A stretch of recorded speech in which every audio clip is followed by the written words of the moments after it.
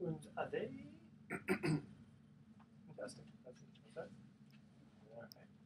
Here we go. Welcome. You're listening to the Best of Investing on Talk 910. You know our show. It's where we present valuable information about real estate, the financial markets, and other economic business of the day. For those of you listening for the first time, here's our format. A few guys, or gals in this case, sitting around a bar having drinks without the drinks, talking business, and with you, the audience listening in. I'm your host, Edward Brown, and I'm pleased to have as my co-host Mark Hanf of Pacific Private Money, California's fastest growing private lender, Robert Spinoza of RPM Mortgage, and Kathryn Harris, CPA of Parati and Karad. We have a CPA among us, so we got someone who can count. Someone Actually, can licensed too. CYA. Exactly. Okay, our phone number is 888-912-1190. Write that number down, 888-912-1190, because you're going to use that number to answer the trivia questions for 3 vacations they're given away during each commercial break. That's right, we're giving away 9 vacations during this show. And the vacations are not sponsored by the radio station, but by Lighthouse Resort and Marina, located 1 hour northeast of San Francisco. The vacations are free. Their only request, a $75 cleaning fee to cover housekeeping expenses. Their website is lighthouseforfun.com. You can reach them at 916-777-5511. The reason I'm talking so fast is because we have a lot of good stuff to cover today. And today's trivia theme is Disney Buddies. Isn't that cute? Oh, okay. I can do this. All right. Our website is bestofinvesting.com. Check us out on Facebook and YouTube by typing Best of Investing Radio Show. Okay.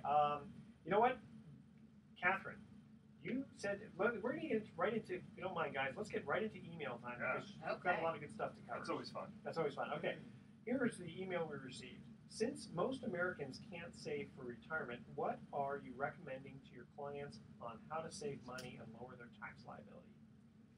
Well, it really comes down to each individual person and what is happening in their specific life. Everybody needs to have an emergency fund. Given the economy over the last five years or so, we should have learned a good lesson that we never know what's going to happen a year from now, 5 years from now. Because of that, you have to have an emergency fund. What that emergency fund is, it depends on your personal needs. I mean, most people think, 6 months? About 6 months. That sounds good. And then obviously, if something were to happen, you don't go and spend as if you had a job or had the income you had going into it. If you can't save for retirement, I'm kind of curious to see what your investments are like or what your income is like, so we could plan for taxes and reducing your taxes. Can't put it into a 401k, you could put, depending on your income limit, you can put it into an IRA. Now, Parati and Karad, who you're a partner with, your CPA, their CPA firm, do they just do tax returns or do they do general planning? We are a full-service CPA firm. We do tax returns and tax planning for individuals, for businesses, for estates, nonprofits. In addition to that, we do bookkeeping services. We also do the test work. We do audits and reviews. Nonprofits are required to have an audit or review. They have to have an audit if they get more than $2 million in revenue every year. We can do that for them. I am a manager on my way to be a partner. Oh, I'm sorry. I thought just for full Did disclosure. you hear that, partners? We got one. I'm knocking on the door. Yes. Though I am a CPA, yes, I have my license and it's actually due in August. Isn't that the classic question, though, that the listener is asking is, how do I make more money on my retirement? I mean, the last 10 years, that's really been the issue. Ever since interest rates went to effectively zero and you couldn't get anything on money market accounts anymore and CDs and bonds have all fallen through the floor, it's like, how do I earn more with what I have, in addition to, how can I shelter some of that income? I mean, these are all classic questions. Yeah, and it does depend. I mean, some people, if you have a small business and for some reason you're running in a loss this year, you could do a IRA conversion that year and wash out that. You could capture that loss in this year by recognizing the conversion of your IRA and not have to pay the gains on the IRA account. That's one method, depending on the structure. The way I look at it, I've always said this: money is money. So if you can save money on your taxes, that effectively puts money back in your pocket. Mm-hmm. So either you make more income or you cut your expenses. That still creates wealth. Kathryn, how many of your clients actually come to you and say, can you help me with tax planning? Because I know that a lot of people, I think a lot of people use their CPA really just for the most part to file tax returns. Right. Probably don't do a lot of planning and maybe are afraid to maybe spend that money or invest that money. And when you're sitting there with them in April, it's too late. Right. It's too late. Yeah. This has to happen right around now. Think when you're closing out in August, September, when you kind of have an idea of what's happening for the next few months of the year, especially if you're somebody who has a business and you are a sole practitioner or, sole proprietor or you're an investor in an S Corp. You know we can plan for the income that you need to receive it from. You could change your payroll if you don't have enough income one way or another. Well, that's one of the things that a lot of people don't realize is that you don't just do tax planning once a year. I mean, in the old days when I used to do a lot of tax work, I remember a client coming in. He made pretty good money back then. Anesthesiologist, $300,000 or $400,000 a year, but 30 years ago was a lot, That's right? a lot of money. Still a lot of money. Still. Yeah. So anyway, we did some tax planning for him and figured out how much his estimate should be.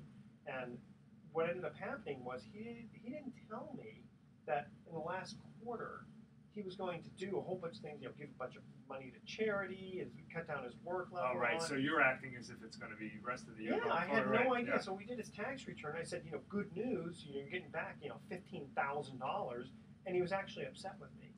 Right. Yeah. I said, well, if you would have told me that, Right. we could have altered your last estimate. I had to borrow to do that. Yeah. Kind of crazy.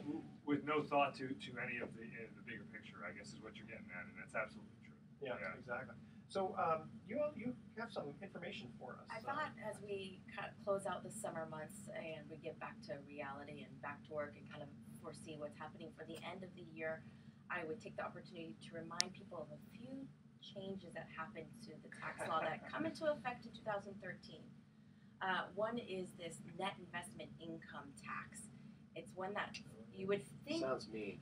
What's amazing is what comes through in the decisions by the federal government. This came through the health reform, the Obamacare. Mm-hmm. So why does that have anything to do with investments? Same bill? I don't know. Okay. Same bill. Right.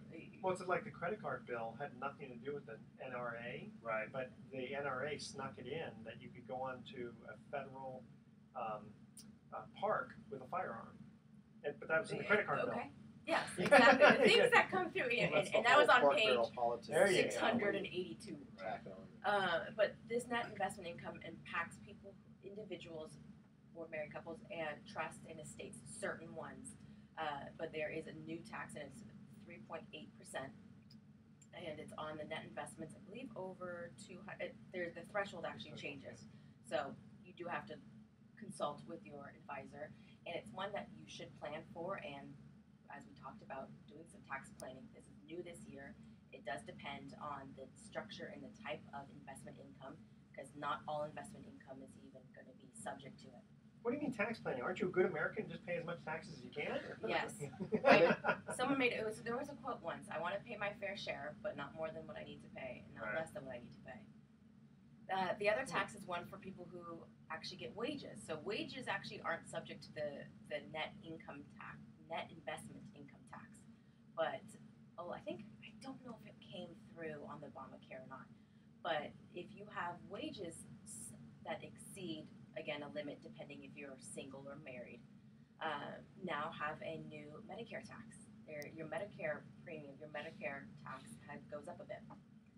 If you didn't know that, and this is one where you actually definitely need to pay attention to it, because if you have two jobs that and your cumulative income from those two jobs exceed that amount, both employers will not be taking out that extra tax. So you need to be on top of it. Or if you're married, filing jointly, if both of your income exceeds the married filing jointly limitation, you need to pay attention to it and either increase your withholdings or make estimated tax payments. Mark and I are going to head to the roof right now. Exactly. Yeah. I'm ready to jump off this this is completely thing. not even including all the things that are happening on the state level. But you don't have to, because you can call Kathryn Harris at Parati and Karat. We are a full-service CPA firm in Larkspur.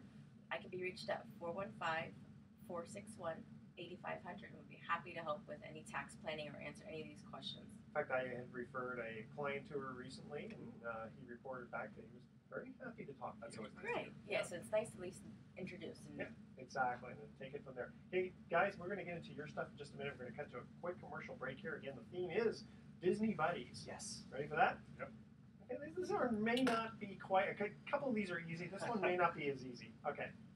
Of course, if you have little kids, it's probably easy. In Hercules, what is Hercules' winged horse's friend called? I I figured I'd give you a The little name of the more. winged I have a horse. The name of the 5-year-old winged horse. too. Yeah. You better hurry up and call them.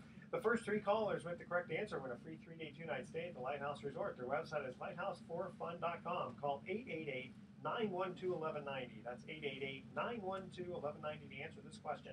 In Hercules, what is Hercules' winged horse friend name? Right? His winged horse. That's his friend. Is the winged horse? What's the name of the winged horse? I don't know why. It's not the winged horse's friend. No, I just no. wanna I make just want to it- make sure I make that clear. Yeah. Otherwise, it would be some kind of horse thing, a horse line. Okay, 888-912-1190. Make sure to include your name, your email address. Speak slowly. Spell out your email one letter at a time. Don't touch that dial because the best of investing will be right back. Okay, and me, silly me, I didn't set this when I first did it. So, Oh, so you have to guess? Or no. Actually, I figured out a way to do it. That happened once before. And what I do here, first thing I do is I save this file. And today Where's is. Grandma today? He is in Africa today. Wow. Just today. I mean, Yeah. geez. Yeah, he He's not back from his he's coming back late like August 31st. We're in Oh Africa. my, South Africa, whole month. wonderful. No, I think it's like Kenya. Okay. Or, Yeah. what some Would you agree? Oh, this is, always find an article. Experts, whoever they are, predict a 7% annual gain in home values this year. And what's noteworthy of that is that it's actually increased just in the last couple of months. I guess this is a June or July, a survey, sorry. And back in May, that number was 5.4, so they've been upping the prediction. And this is nationwide, What is the of course. number, Mark? It's a Zillow survey of economists, real estate experts, and investment and market strategists, and they expect home values to go up 6.7% year over year. This is Okay. a national figure, Yeah, and that number was well, 5.4 Well, this is in May, monthly. so it's up over 1%. So they've increased that. That's actually a significant jump for a survey to go from 5.4 to 6.7. That's a pretty big jump. But then it says home prices are then projected to rise at a much more moderate pace in 14 through 17, 4 and 3%, 4%, 3%. So, but that makes sense. You figure most people are not going to predict, rapid increases going into the future. So it's. I'd be curious if Obama continues to push what he wants to push and get Freddie and Fannie out. Yeah, I Would don't. have that impact. Sounds like you said he wants it as a private investment and being sold on the market, which is quite interesting. What do you would do- think that what would do- be then what happened. Yeah, but what do you do about all the things Fannie and Freddie are funding into all of these bills? The guarantee fee. Yeah, I don't know. Yeah, and then I found a completely unrelated, related but from a different source. Case Shiller projections forecast for the Bay Area 10% year-over-year growth in 13, and then 6% thereafter. I don't know who the horse is from. Ah. Winged horse. I remember the winged horse, though. He was I'm about funny. to go to Disneyland and I don't know this. Yeah, I was gonna say that. I guess You have to watch the Disney Yeah, movie. It's yeah. it's like one of those cartoon movies. Yeah, I know, Right. but I mean, Yeah. I'm watching all of them. You've seen them all. I got Little Mermaid and I like Little Mermaid. actually, My favorite of all of those is that's no, good. That's the good. Lion King. Lion Yeah, King. Lion King is. Can you feel the love? that's I right. like that song. That was the last great Elton John song. Everything Yes. else since then has been garbage. They have there's a cartoon movie that has all Elton John songs. Really? If you're a big Elton John fan. Bitch is Yeah. back. Yeah. That's nice. That's trivia. Elton John trivia. Actually, Next show. That's a good one. Hold on. He's got a lot of history. Sure. Mm-hmm. Okay, Elton John trivia. I like When that. did he get his first, hair transplant? When did he find out or figure out he was gay? Yeah. Because he did marry a woman at one point. Oh, did he really? Reginald Dwight. You will find some fun statistics and stuff. That's his real name. Oh, I thought Yeah. that's the one he That's his real married. Reginald Dwight. Okay, what's Dwight. Actually, was a Everyone fan knows- of his when I was like a teenager. He's 13, incredibly 14, talented guy. when big glasses, Yeah. Johnny. when he came out with the double album, I I had all his albums. The guy ruled the music world. Oh, yeah. Wow. He was He the did a good number one concert. star in the world. Yeah, saw him in I concert. remember reading an article about him. He said he got so completely off the deep end, narcissistic, that he remembered yelling at one of his aides, telling them to make it stop raining. Wow. And did it? That was one kick-ass assistant. Yeah. That's right. I want that guy. Make it stop raining. All right. Stop raining. We'll get into Mark's My next? Yes. Fix the hair. Okay. It's already gelled and everything. There you go. Okay, there you go. Welcome back to The Best of Investing. I'm Edward Brown, your host, along with Mark Hahn, Kathryn Harris, and Robert Spinoza. When we get to the first commercial break, we ask this trivia question, and the theme is Disney Buddies. In Hercules, what is Hercules' winged horse? You stumped the co-hosts on that one. Percy. Completely. I don't know. Pegasus. Oh, Oh, so you yeah. are close. I'm going to give it to him. How could we not know that? Not bad, not bad. Okay, Mark, the email question we received for you is, and you'll have to get into who you are and why this And question it has is for nothing you. to do with winged horses. Yeah, exactly. Thank goodness. Okay, if your loans are usually lower than 70%, because you've mentioned that on the air before, loan to value, if you had to foreclose, couldn't that actually be a good thing for you?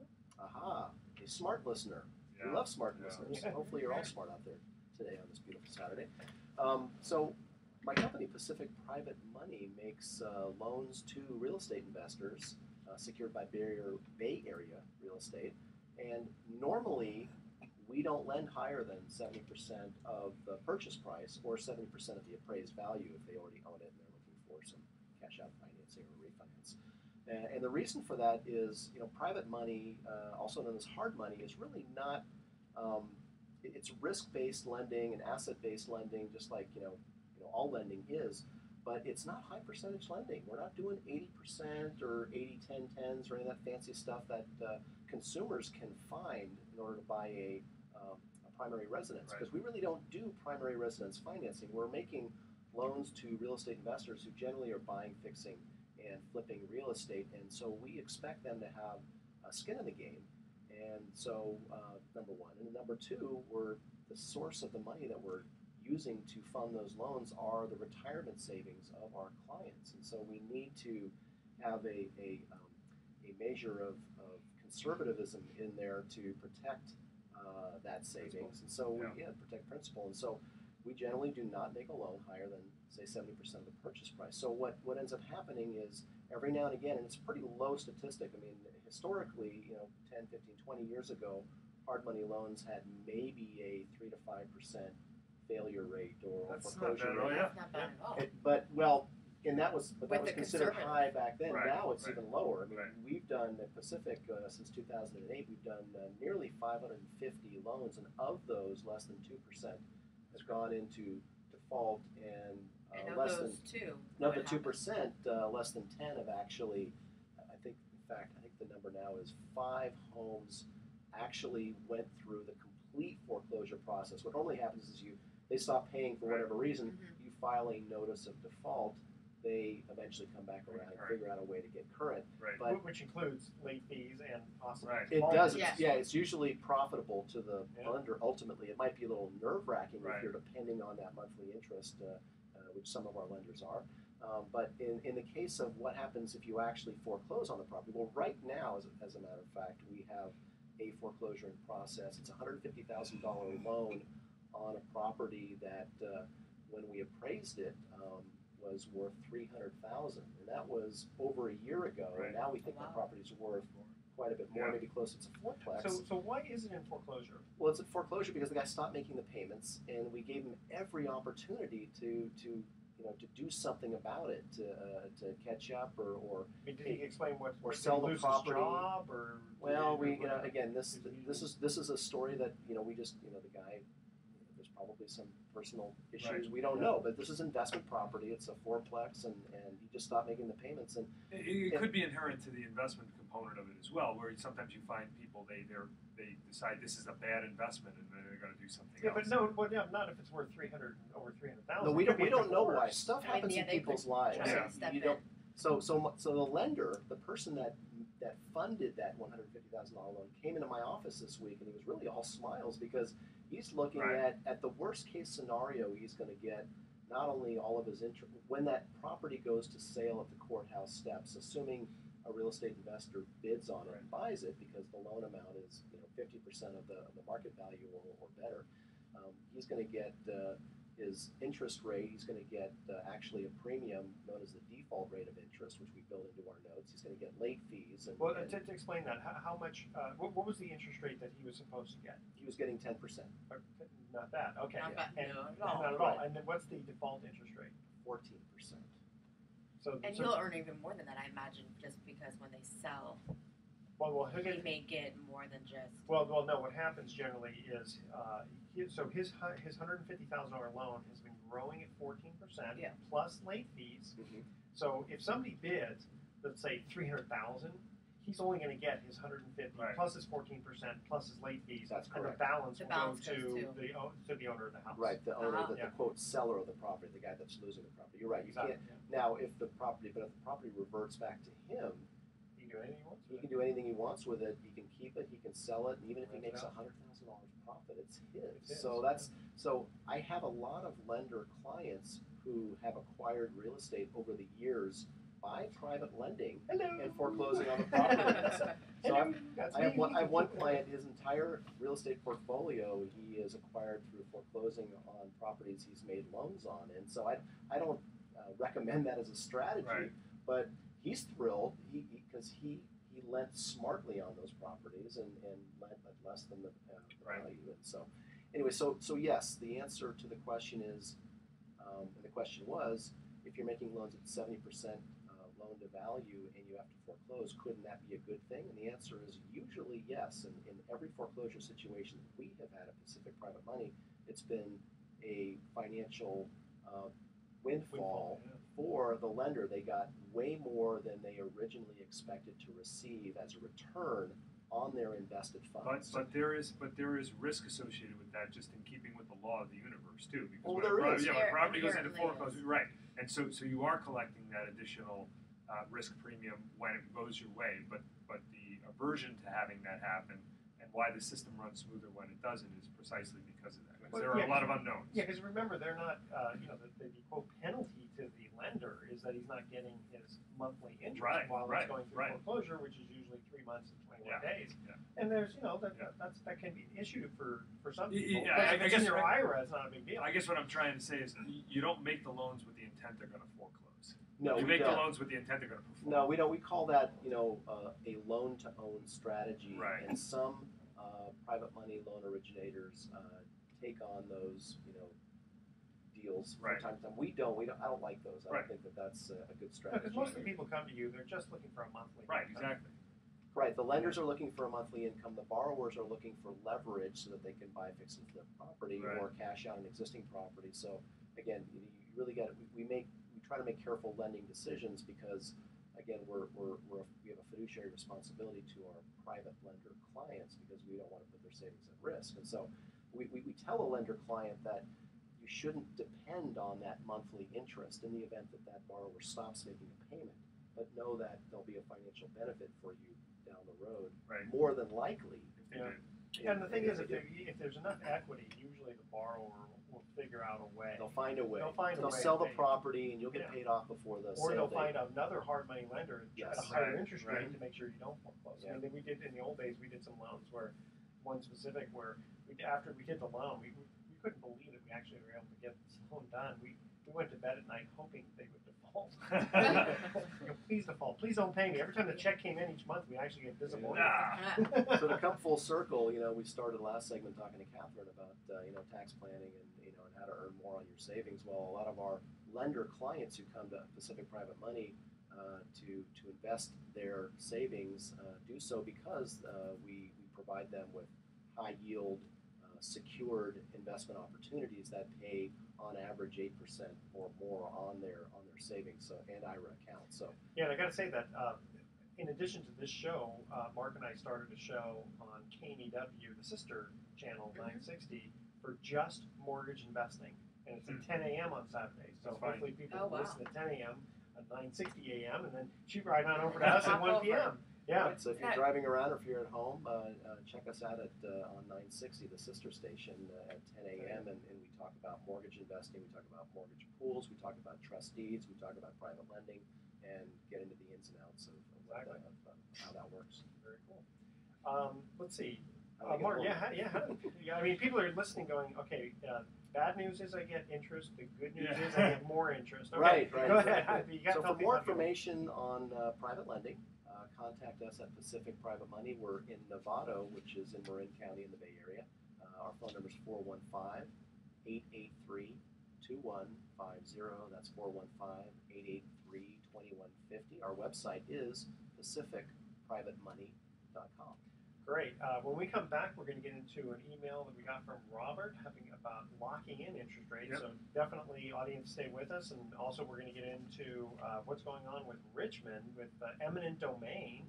And then I've got a little something here also from a judge ruling in favor of a family and a boy's death, where I could not believe what I read specifically about the Department of Justice and their response. So keep the people on the edge of their seat. All right, here's our second trivia question. Again, the theme is Disney buddies. In Snow White and the Seven Dwarfs, which of her dwarf friends wore glasses? The first three callers with the correct answer win a free 3-day, 2-night stay at the Lighthouse Resort. Their website is lighthouse4fun.com. Call 888-912-1190. That's 888-912-1190 to answer this question. In Snow White and the Seven Dwarfs, which of her dwarf friends wore glasses? 888-912-1190. Make sure to include your name, your email address. Speak slowly. Spell out your email one letter at a time. And again, please speak slowly. All right. And don't touch that dial because the best of investing will be right back. Sometimes people like this. The faster you speak, the more you win. Yeah. So if you were to put in, you talked about people who they don't get their interest payment every month. That's if they almost invest. The investor picks the property that they want to purchase. But you also said that you guys offer the ability to people want just to invest $50,000. You can. Yeah, in the mortgage pool fund, you have a choice of quarterly distributions. We don't do monthly because we save on the admin cost by doing quarterly, which is fairly common. Or you can let it ride and buy more shares, which you can't do in an individual note. Individual note, it's that guy's going to make that monthly payment, and it's going to go to your IRA or whatever. So you're going to, and some people again they want that monthly income. So imagine the pooled fund as a mutual fund of real estate. Yeah. Mortgages. Yeah. But that one is where you had said that if you don't rely on it, if it's a pooled fund, you do have the consistency of it. Right. Because it's not just one. I mean, yes, exactly. It's one of the things that right. Yeah, I try to remember when I talk to most clients who are new to trustee investing that it makes the most sense for someone to when you're not reliant on that income. It's not a perfect unless if you put it in the fund you can rely on it, but put it in an individual note, if the guy stops paying, that's one of the risks. Yes. Yeah. I mean, even if they file bankruptcy, you can either stay with it for potentially up to a year. Yeah, that's the thing. Or relief from stay, where they take it out of the bankruptcy and you get about just 90 days. Oh, okay. We had that situation one time where the owner filed bankruptcy and then. Well, no, not yet. No, what happened was we did this loan and the borrower paid, and then after a while, whatever reason, the borrower stopped paying. So we gave a little bit of time. We always like to be nice to our borrowers, but after a while, you have to pull the trigger. Filed foreclosure, and about a month prior, because you go 3 months and 21 days, so it's about a month ago.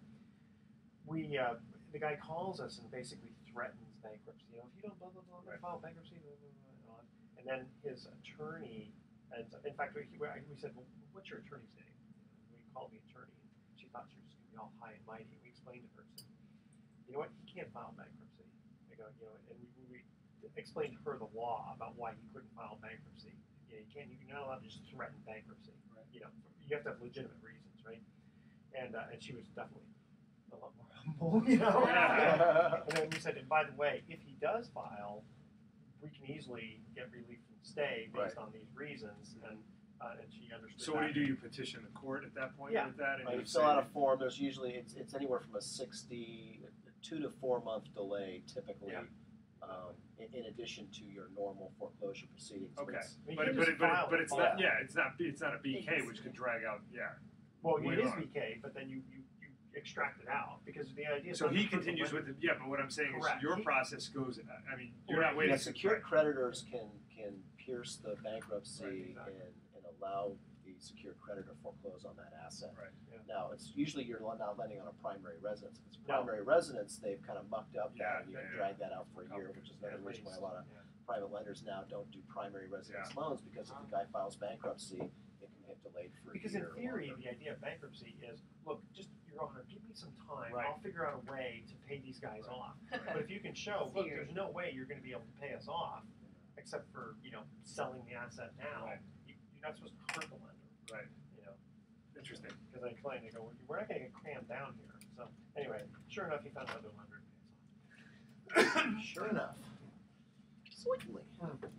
Give me 2 seconds real fast. Hey, Shlomo. Hi.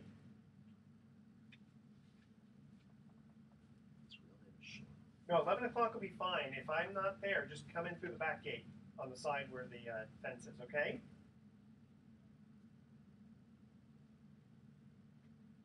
Perfect. Okay. Okay. You know what, hey Shlomo, I'm sorry, I can't really talk too much now. If you work that part out with Eva, that'd be great. Perfect. Thank you. Okay. Can you imagine naming your kid Shlomo? Common is really that really. I thought maybe that was just. No, that's his real name. But he is Israeli, so I guess it's kind of common name. Yeah. I mean, could be Shmuel. I mean, there's a lot of great ones. Yeah. Okay. No, there are. I mean, I grew up around a lot of them. Do you want to ask Mark that quick question, and we'll get into your email? What's that? Sure. Yeah. I was going to say you talked about when people who have the reliability of the income. Okay. Let me start the recording. Okay. Welcome back to The Best of Investing. I'm Edward Brown, your host, along with Mark Hahn, Kathryn Harris, and Robert Spinoza. When we cut to the second commercial break, we asked this trivia question. In Snow White and the Seven Dwarfs, which of her dwarf friends wore glasses? Doc? Doc, that is correct. Oh. You didn't even need your 5-year-old. I was going to get Shlomo. Okay. Inside joke. Sorry. Inside joke. Okay.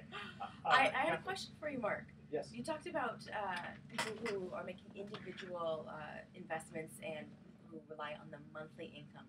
Is there another option for people who would prefer to have more assurance and consistency in getting income from a private? More diversification. Yes. So in mortgage investing, there are primarily two ways you can invest. One is in an individual note. Sometimes that's called trust deed investing, where you're the lender on a specific note to a specific borrower. In that event, if that borrower stops paying, you do not receive interest during the time that he stops, and that's in a situation where you would then maybe consider filing notice of default. But you'd collect all your money and then some at the end, at either foreclosure or when they finally pay you back. But you have the risk. You're at risk, right? But if you're dependent on that monthly income, you would want to consider a mortgage pool investment where your risk is diversified over all of the loans in the fund. So if one loan stops paying or even two loans stops paying, you've got lots of loans in the fund. There's still all the income coming in from the other loans. You still receive your quarterly distributions. And in the case of most mortgage pools, pay quarterly. And so if you're reliant on that income, and that way you can still have an income stream enjoying a higher interest rate, around 8%. So it's sort of like a mutual fund of mortgages. Yes, that's a good way to think of it. A mutual fund of mortgage conservative. security. If you're interested in it, but would like a bit more to be a bit more conservative in their approach and want a bit more consistency and reliability of the income. Well, if you're a Vanguard or a Fidelity investor, you can go to their websites when you're thinking about your investment options, and you can look at their different funds. But I think that that's something that a lot of people don't know about, Mark, is that there are other vehicles to invest with that are outside of that mutual fund arena, if you will, and you can get a better return on those investments if you know what you're doing. You can get your diversification. Absolutely. Right. And an email we received for you, Mr. Robert Spinoza, which is, I noticed interest rates rising. Should I lock in now, or what rate should I expect? Okay, well, it's a great question, and it's certainly something that everybody has been made more aware of as time's gone by, and the press has brought this to attention. And what we've seen over the last, beginning in early May, we've seen about a 1% rise in the rate on a 30-year fix. So if we were at 3.5% at the beginning of May, now here at the beginning of August, we're sitting at about 4.5%. On a $400,000 loan, that translates to a difference of about $230 a month in monthly payment. Okay, so that may make or break certain situations. But for those of you who are out there and you're thinking about should I lock or should I float, I'm not happy with where rates are. They were lower before. My advice here is probably contrary to what you think, and my advice would be to go ahead and lock in. The reason for that is because if rates do come down again, if we do see a retracement of the uptick we've had, you have options. Assuming you're still qualified, assuming house values continue to improve or stay stable, you have options. If rates only go higher from here, you have no options. There's nothing you can do. If you're out there floating, if you're not comfortable with a 5% rate, then the rate's 4.5%, for example. If you can't stomach 5%, then you can't wait for 4%. Okay, if you're stuck in the middle, and that's the test that I generally give a client is, look, okay, what are you holding out for? Usually, there's not a good answer for that. Okay, just for the rate to go down. That's a hope strategy, and it's not a sound financial play. But on the other hand, if somebody says to me, well, hey, look, I've got a $50 a month tolerance that I can stomach here, and I'm willing to wait it out, and the escrow permits, because remember, if you're in a purchase situation, you don't hold all the cards. If you've got to close by the end of the month, there's your window. Do I think rates are going to fall 1% in the next month? No, I don't. So I'm a big proponent of taking action. If things get improved in the future, you have vehicles that you can consider. You can refinance, and a lot of people have done that over the last There's few also years. peace of mind, too. A lot of times just being able to sleep at night going, okay, I locked it in. You're absolutely right, Edward, and I can't tell you how many people just, they want to be past that decision, and when that is on the table, that only reinforces my position. And how many times do you see people chase the rate? Too? Oh, it's almost always counterproductive. Yeah. Almost always. Been doing it. And Robert, aren't a lot of people, buying the most house they can buy in that moment? So if you don't lock and you float and it goes up, you can, fall out of qualification. That is a great point. And one of the things to keep in mind about that too, and it ties into the should I wait, is that in January of 2014, the CFPB, the Consumer Financial Protection Bureau, is implementing a lot of the measures in the Dodd-Frank bill, and that's going to, in some cases, further restrict debt to income. Okay, a lot of people don't know about that, but if you're out there and you are borderline in your qualification, you will likely see reduced options and reduced or more stringent qualifying criteria. So you can't really take chances on that, And so I'm a big fan of if you have something available now that's satisfactory. Maybe it isn't what it was, but we can't change that. So what are we looking at now at 15 and 30-year rates? So a 30-year fixed rate, a good competitive 30-year fixed rate today, 4.25%, and about a percentage lower than that on a 15, 3.25, 3 3/8, somewhere in that range. Conforming. What are jumbos? Jumbos will run a quarter higher than that. That's not too bad. So not too bad at all. And the super jumbo stuff maybe another eighth higher than the conforming. Do they do interest only anymore? They still do, but that will be what's considered a non-QM loan come January of 2014. That will not be a qualified mortgage. So lenders will not have safe harbor if they make those loans. So What meaning? Meaning that buyers have more recourse, and they could say this loan was made fraudulently, and all of the burden, they could file a CFPB complaint, and all of the burden would be on the lender to show that.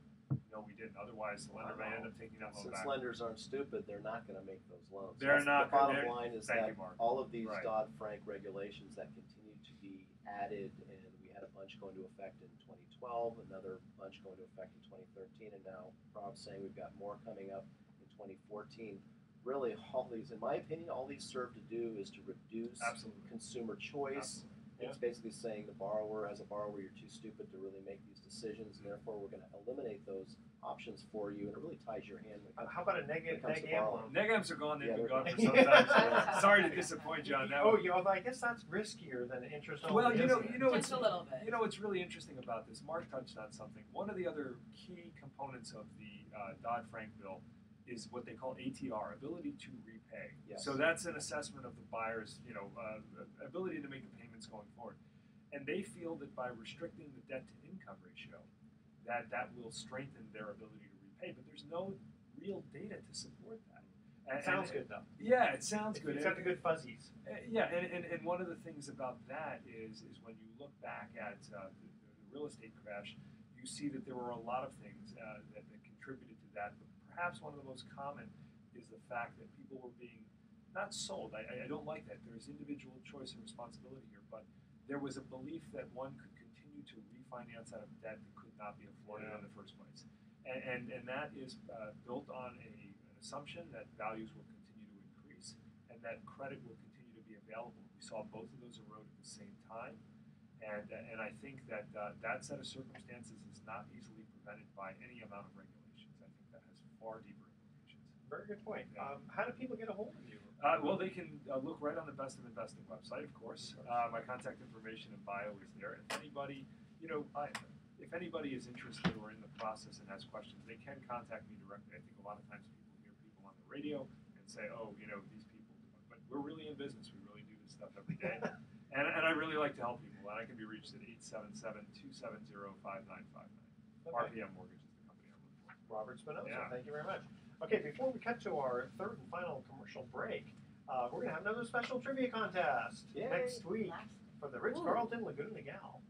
The Ritz-Carlton Laguna Niguel premiered as the first luxury beach resort along coastal Orange County. The hotel is the premier destination for travelers who desire a playful approach to Southern California luxury and is located halfway between Los Angeles and San Diego. I don't know if you've ever been there before, but it is a phenomenal hotel. Yeah, Laguna's a nice place.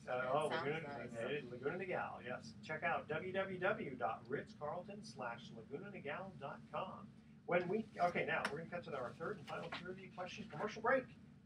Who is Winnie the Pooh's striped friend? That's an easy one, right? The first three callers with the correct answer win a free 3-day, 2-night stay at the Lighthouse Resort. Their website is lighthouseforfun.com.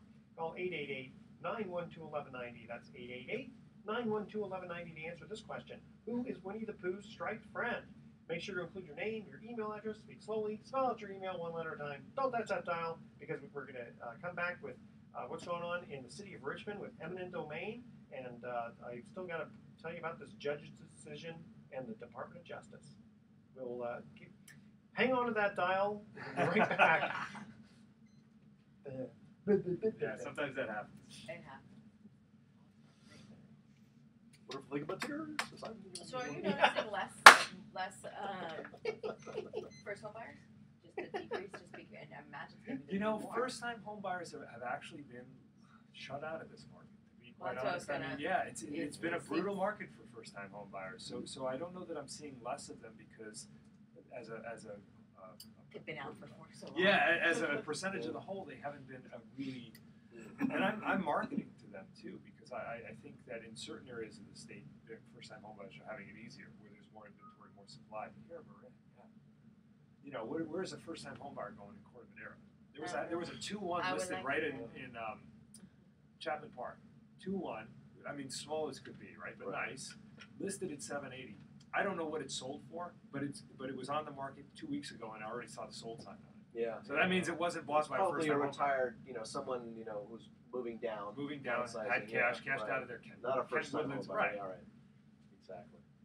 So just which is ironic in the sense of what the government policy is surrounding home purchases and combined in the deduction for home purchases. Right. That's your what's so principal frustrating residency, about Dodd-Frank. and then putting more and more restrictions. Yeah.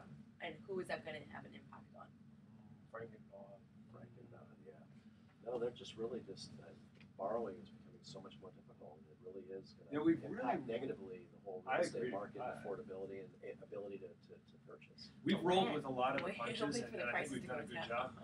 Yeah, well, I'm waiting for the real estate prices to go down. But like you said, I didn't want to bring it back because I was like, I went online just to look at Craigslist just to see how rental properties are right now. You find like 5, instead of the 50 there used to be. I couldn't find it.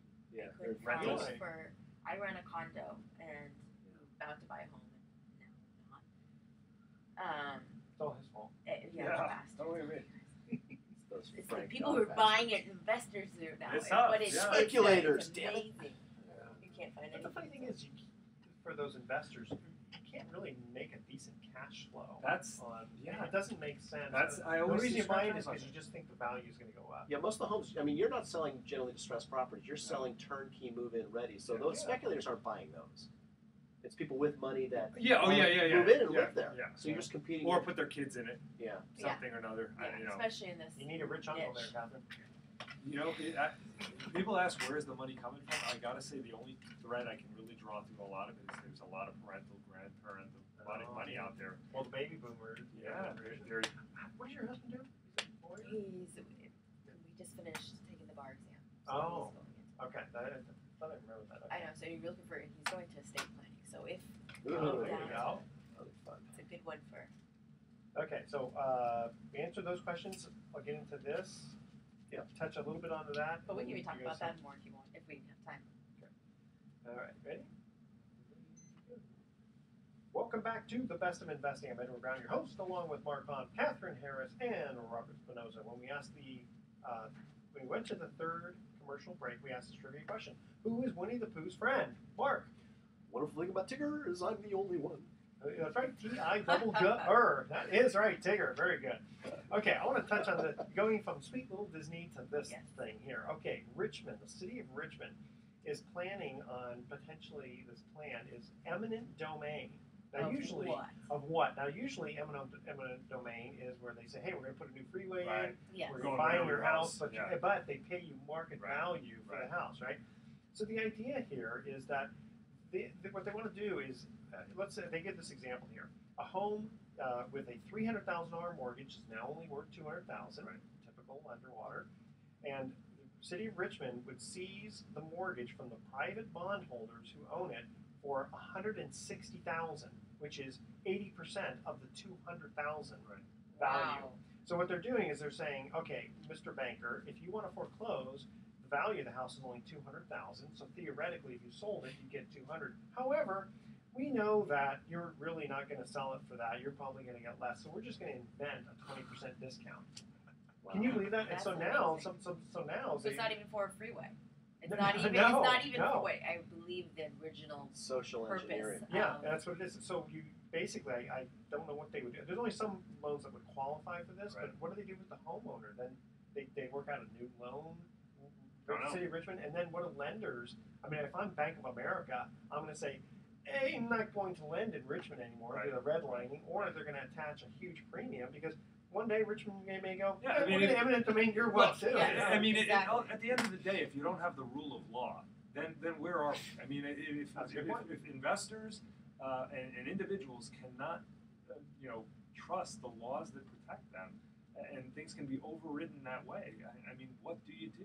How do you approach that? I don't know. I could somewhat imagine them saying, well, if you're going to foreclose and the house is worth $200,000, why don't we just pay you the $200,000 and we'll work out a deal with the borrower? Okay, take the bank out of it. Yeah, I mean that is at the least process. fair Yes. to the bank, and I'm not advocating for the banks, but because it could be just an individual lender. I mean, they didn't necessarily say it had to be a bank, or maybe they did. Well, you can't It has to be penalize the certain bank for something that they went into. I mean, Yeah. at some point in time, we're all adults, and when you came in, you was a borrower who wanted to borrow money to acquire a home, and they chose to with the terms that they executed. And who knows? into. Maybe the terms were like a 2% interest rate. I mean, they could have. Doesn't necessarily mean they were nasty interest rates. What if it's a government loan? There's the irony. Well, or if What if it's a VA loan? There you go. Yeah, I mean, there's just so many things wrong about that I hope that whenever they enact those, they look at the upside of what they're trying to accomplish. In other words, if they say we're going to enact or we're going to, exercise eminent domain on these properties, quantify it for me. Tell me what it is, and then let's look at all of the other financial implications down the river after they do it. Exactly. They can't think of the government short run. notorious for this, yeah. They have a huge legally, I tendency don't to think always think the short term.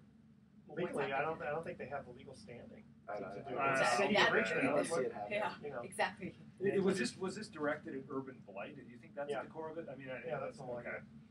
So, well, let them try it in Detroit first, then the city is.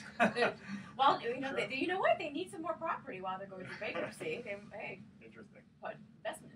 There you go. That works. Okay, now this is something not really business related, but I just had to bring this up. Okay, apparently this is kind of a little bit of a sad story here. There was a 9-year-old boy who was crushed by.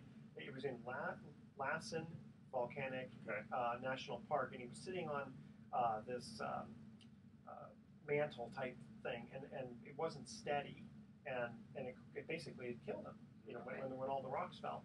So after the accident, the U.S. magistrate found that numerous emails of files of the park chief and the maintenance evidence about the deteriorating condition of the wall had been destroyed in order by orders of the superintendent, right? Oops. So that's like we got to protect ourselves. So we don't want to be responsible. The park basically said, gee, we're sorry. Well, here's an apology and here's a lollipop for you, the family, right?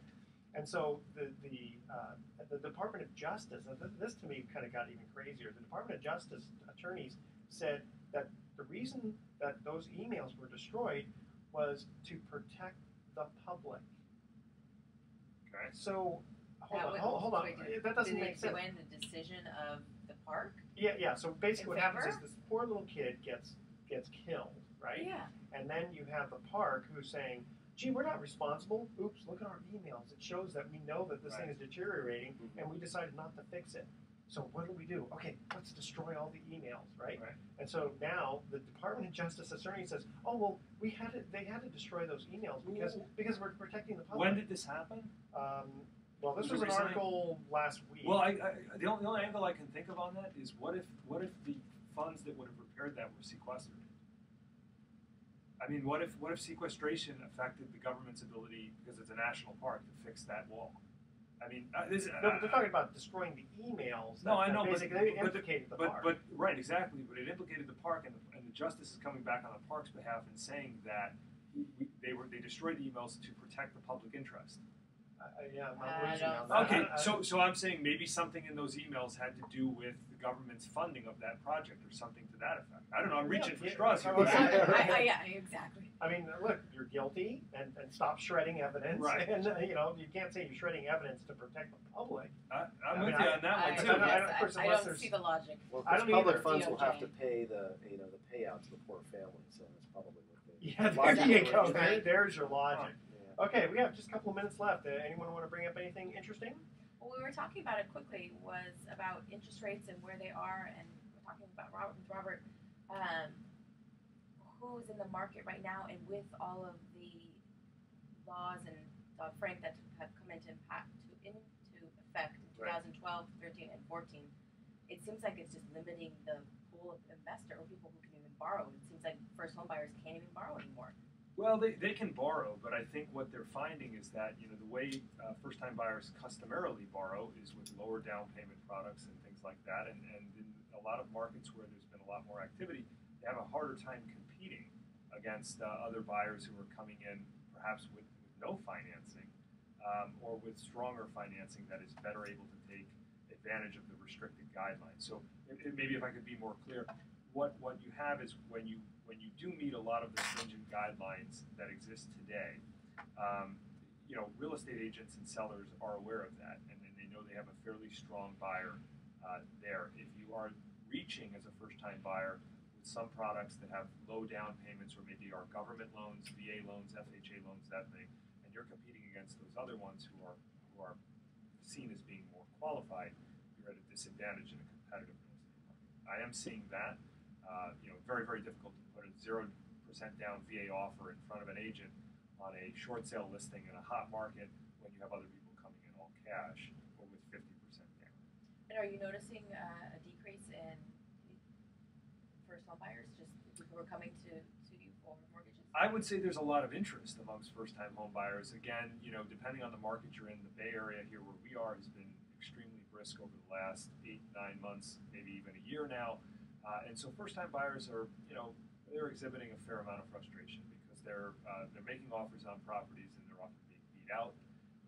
But I think the interest still exists. I think that there's an underpinning in real estate here in the Bay Area that it's a good investment, and everybody needs a place to live. There's some interesting statistics that I brought about that, about the millennials, how many live at home, what sort of household formation we're going to have. Is a millennial someone who lives 1,000 years? Yeah, that too. That's like Methuselah, right? Methuselah, 969. Yeah, I know that. 18 to 31-year-olds. Kathryn's got it exactly right. So in 2012, 36% of the nation's young adults, 18 to 31, were living in their parents' home. So third, yeah, 36%. Wow. So they're going to go somewhere, and hopefully for our business, they're going to end up becoming home buyers and form new households. But it's yet to be seen what vehicles they're going to use to do it in terms of financing. Save your pennies. Yes, you're going to need them. They do add up. They do. Okay, here are our thought for the day here. In my day, this is March Day too, we didn't have handheld calculators. We had to do addition on our fingers, and to subtract, we had to have some fingers amputated. Now, you'll have to excuse my naivety because I was born at a very early age. Yeah, right. All right. I didn't really say all the things I said. That's it, exactly. What do you think, I was born tomorrow? Okay, tune in next week to The Best of Investing. We're going to be giving away 9 more free vacations for answering trivia questions. And thank you for listening, audience. On behalf of our team, I'm Edward Brown, wishing you the best of investing. So long. Nice job, guys.